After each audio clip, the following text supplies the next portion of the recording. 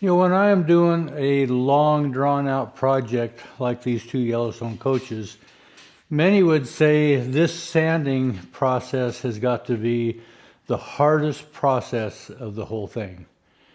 And I would disagree with that. You know, sanding is not fun, that's for sure. But, you know, the hardest process of any project is the final little finishing touches. There gets to be so many little things that it's just like, oh, do I ever get done with this project? It's those projects that I find most difficult. So I end up taking a notepad and making a list. I have to paint the nuts, I have to sand this part, I have to put that little stripe there, I got to clean up this little spot. Just this little tedious stuff before you can finally say, it's done. That, for me, is a very difficult process. You know, so the last video or two, I took you up into the bucket truck and I was showing you what it's like to be up there. Well, in the process of that, I was cutting out dead limbs, and that's kind of fun to do. Cutting them out, cleaning up the trees, learning how this bucket works and getting a feel for that. You know, the last part of that is, I gotta go clean up that mess. And that's not as much fun as playing in the bucket and cutting the tree limbs out. But it's something I have to do. It's on my list, I have to do. You know, I think there's different aspects to why the end is difficult. And I thought about, you know, being a runner in a track event. The starting line is kind of full of adrenaline and fun. Through the middle, it's endurance. In the last, before you cross the finish line, it's just pure dig down deep and find what's there and make it to the finish line. And, you know, in that event, I don't know if this is an exact similarity, whatever, but crossing that finish line sometimes just plain takes perseverance. I will not quit. I will cross the finish line. And part of that problem with sanding is not so much that it's difficult, but I think it takes discipline and perseverance to get to the end. And it's not fun, so it's not a physical problem as so much as it's a mental problem. And I think that is why television is geared the way it is. You know, when I started doing these YouTube videos, I was still walking back and forth to work every day. And we haven't had a television for 30 years. 1995 is when I got rid of our television. But I would walk by homes, usually when it's still dark out, and I'd see the reflection of the televisions on in homes. And I would notice the flashes. And I started to pay attention to that. And occasionally, if Diane and I were on the road and we would stop and get a hotel room, we would turn the TV on just out of curiosity. And it became an amazing thing to me how often the scenes change. And that is addressing boredom, attention span. And so I began to count how many seconds between scene changes. And it is on average about 4 seconds. And that is a marvel to me, that our attention span is about that long. And Hollywood, or movie production in general, have come to realize that. In order to keep their audience, they have to retain their attention. And so they change scenes sometimes less than 4 seconds. If you watch, what do they call them, trailers to movies, it is boom, boom, boom, boom, boom, boom, boom, boom, boom. And our mind is able to take all that in, but it is showing a vast amount of material in a super short amount of time. And our mind processes that, but it also conditions our mind not to pay attention worth a hoot. So in thinking about what is the most difficult, and I mentioned it's the finish line, it is similar to running track. You just have to get across that finish line, and you're at the point to where I am tired of this, I want it done. But you still have to cross that finish line. Now I have already put in 2 of my 3 piles because I knew you wouldn't be interested in watching all 3. It's just a boring process. But it's part of teaching a generation, maybe the older generation. We always blame the young generation for not having this work ethic, but part of that possibly is because many of the older generation do not have it either, that inside gut discipline to make it to the end. Now this sounds like philosophy 101, and it's not meant to be preaching. But this week Diane and I have been married 50 years.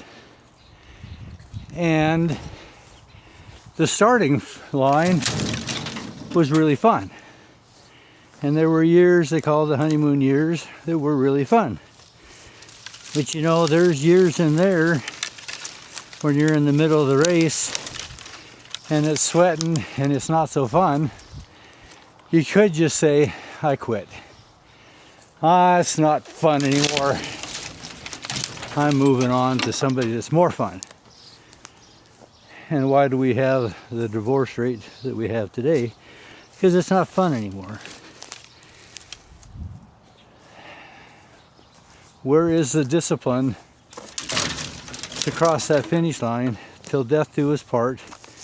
And Diane and I have had this conversation. You know, part of our vows when we got married were richer for poorer, for better for worse, till death do us part. And neither one of us have died yet. We've had the richer, the poorer, the better, the worse. And oftentimes we look at each other in the heat of things and go, I guess this is what the worst looks like, huh? It's not fun anymore.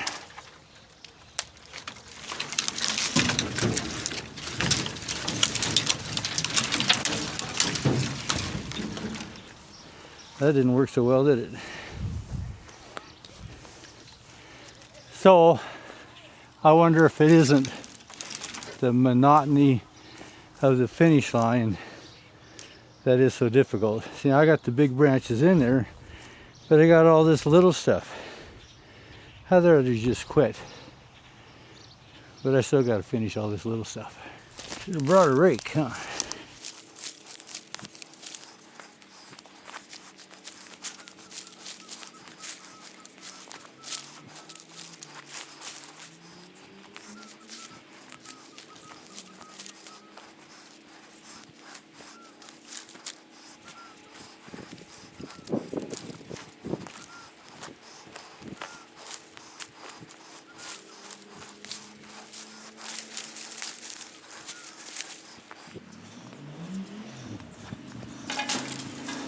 Well, there we go. I might bring a rake back and clean this last little bit up.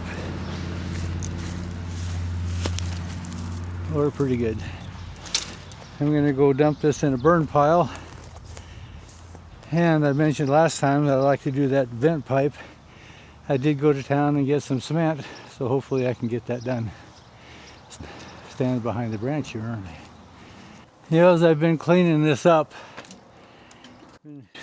mine's been going, and it brought me back to a meeting that we went to when our children were fairly young, because we homeschooled our kids. It was not the popular thing to do at the time, but we went to a homeschool meeting, and there was the guest speaker, and he was nominated Teacher of the Year, and he taught in Washington, D.C. And as he gave his presentation, it was anything but simple. You just imagine downtown Washington, D.C. But in his observation, he observed that youth, children in general, and maybe more than even children or youth, the worst struggle they have is their own head. They don't like to listen to their own thoughts. So you're always in a crowd, you always have the music on, you always have the radio on, trying to distract your thinking process. And I have watched over the years that that is very, very true. So his course of action to address that was each child had to make a journey down a Pacific route and back. No radio, no music, whatever. You just have to walk to this point, whatever the destination was, and back. And his goal was to allow these children to deal with the thoughts in their own head. Silence is deafening. We've heard this many different times, but silence is very unnerving. If you are in a crowd of people and everything goes silent, somebody gets so nervous that they have to break that silence with a joke or a wisecrack or a new topic or something. Silence is very unnerving because we don't like to listen to our thoughts. So maybe that's part of the problem with my sanding. I don't have radio on in the shop, zero. Not that I didn't at one time, but I don't. And I've become very comfortable with enjoying my thoughts and the process that goes through. And you know, in 2017 we took the 20 Mule Team Borax wagons back to Washington, D.C. to put them in that 4th of July parade. Well, I left here, drove to California, picked up a load of mules, went with the team back to Washington, D.C., drove all the way back and back home again. So that was about 8,000 miles of travel that I had logged when I got done and figured it out. And not once did I turn that radio on. Staring through the windshield in the lineup of the 3 of this caravan, and I enjoy thinking. It's something that I enjoy, and maybe that's why I don't mind sanding, because I enjoy my thoughts. And so that's another thing that is maybe unnerving. So it may not be just a total one answer for everything. It might be crossing the finish line.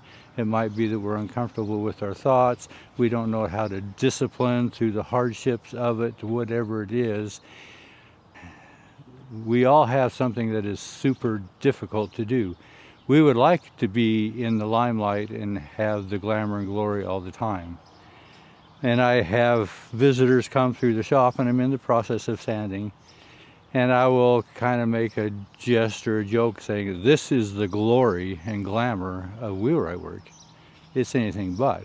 But when we get through this stage and actually put on the paint and see it, well, then the glory comes up. But it's not until I go through the dark valleys of the sanding that that can come. And that is very true in my experience in the wheelwright shop. You know, oh, it's glamorous, so you got to build the 20 Mule Team Borax.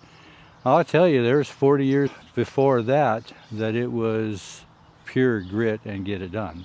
Not that there weren't good times in there, but a lot of grit when I wonder how the bills are going to get paid. I don't have enough time on the day to meet their deadlines, you know, yada yada, whatever it is. It just takes pure discipline. And as I have rented over the years to different businesses that want to start a business, they have this notion in their head of the glory of being self-employed and have no idea of the self-discipline and true grit that it takes to get there. That's why most businesses fail within 1 to 5 years. Anyway, that's my thought. I gotta go dump some brush. Well, like I said, I'm going to try to straighten up my vent pipe here.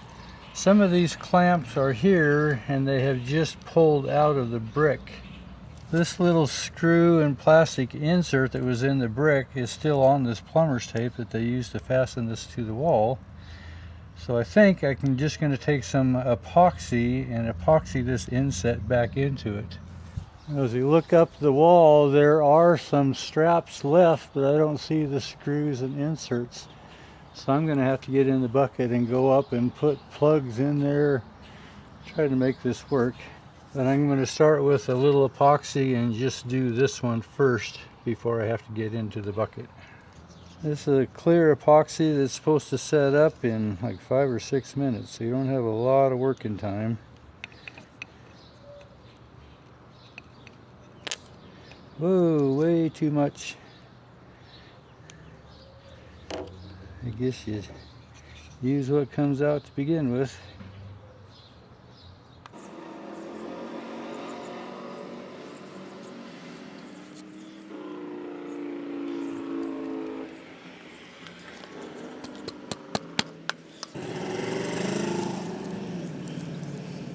Well, while that epoxy is kind of setting up, I'm going to go up to the next one and see what we have there.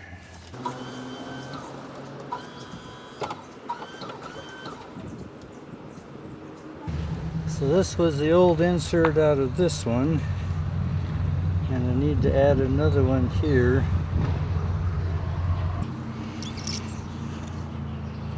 Mix up a little epoxy here.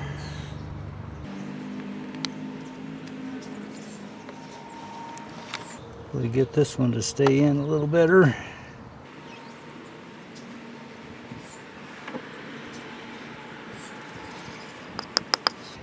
And I need a new one for this one here.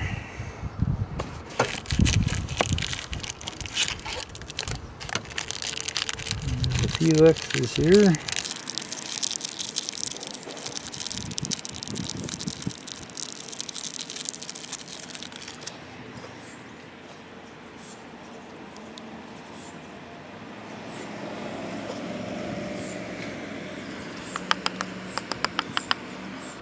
I'll let those set up and we'll go up to the next one.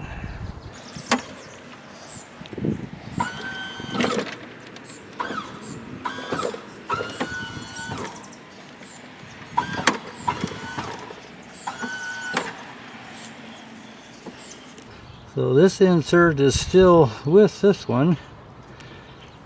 Take it apart. I brought a masonry bit up. I can drill that old one out.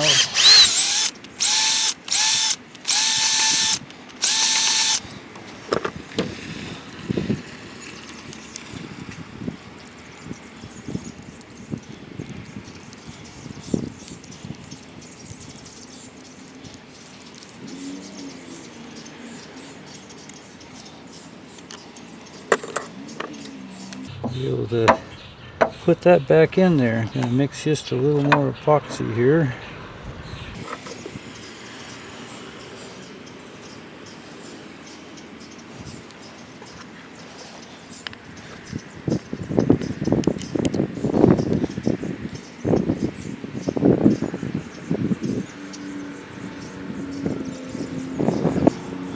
I might take this one out and epoxy that one in also,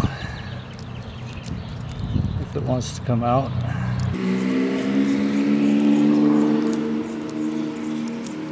Yeah, that popped right out of there, didn't it?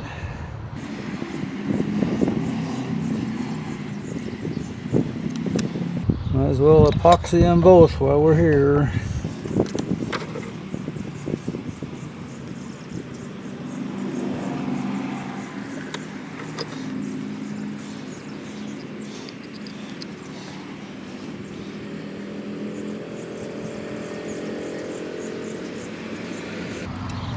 There.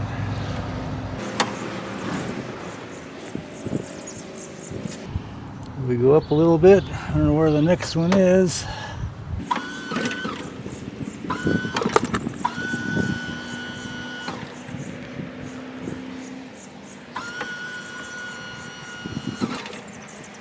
I don't see another one up here.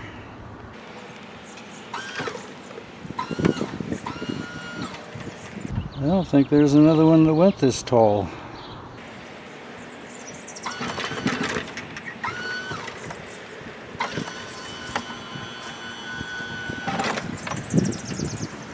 Seems like there should be one more for the second set of 10-foot length. Huh.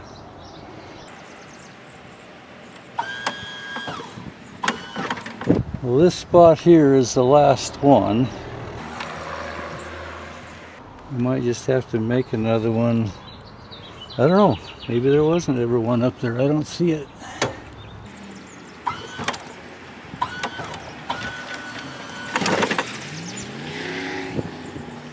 Well, I'm going to go down.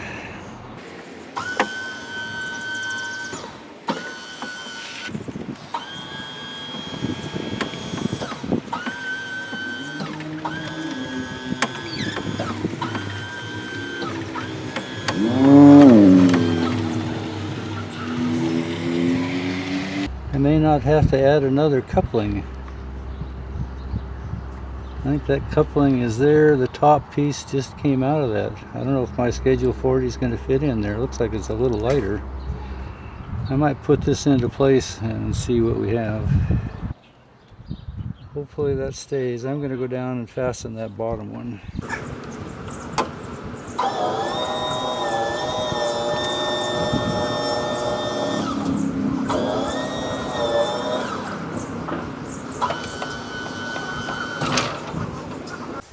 This vent pipe comes out, then it goes around this conduit here. So it's probably 2.5 inches away from that building. So when it's at this point here, this strap is just not long enough actually. I've got another piece here I think I'm going to make just a little longer. Try to hold it more like so.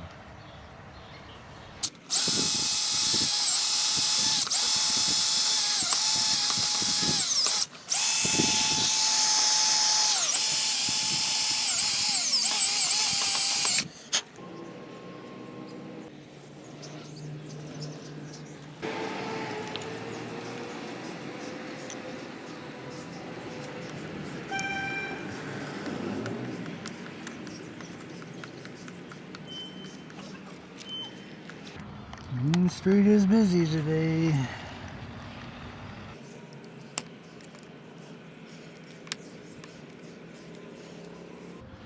So this epoxy isn't quite set up yet, but it'll set while that screw is there. Or the next strap is just below that joint. I can go put that in place also.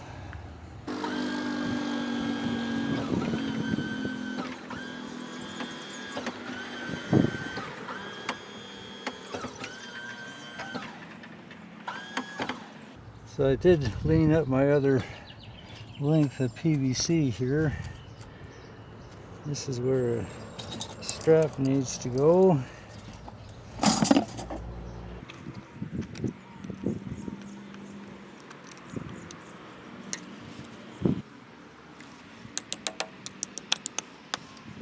think that's pretty solid right there.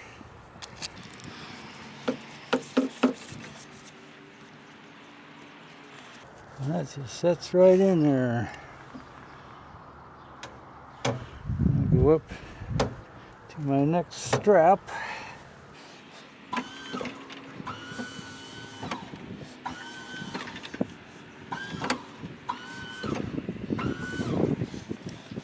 The next strap is right here.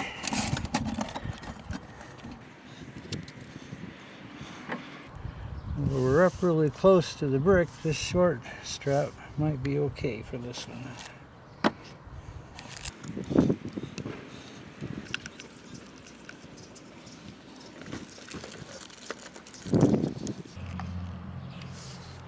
There. That's good and solid right there. That epoxy is set up pretty well. Said it takes 24 hours to be a full cure, but it's firm in 6 minutes. That's a good start. I'll have to think about what I do when I go up from here. We're above the windows, which is good. I don't see any mounting brackets where it ever went higher than that, even though the other one does.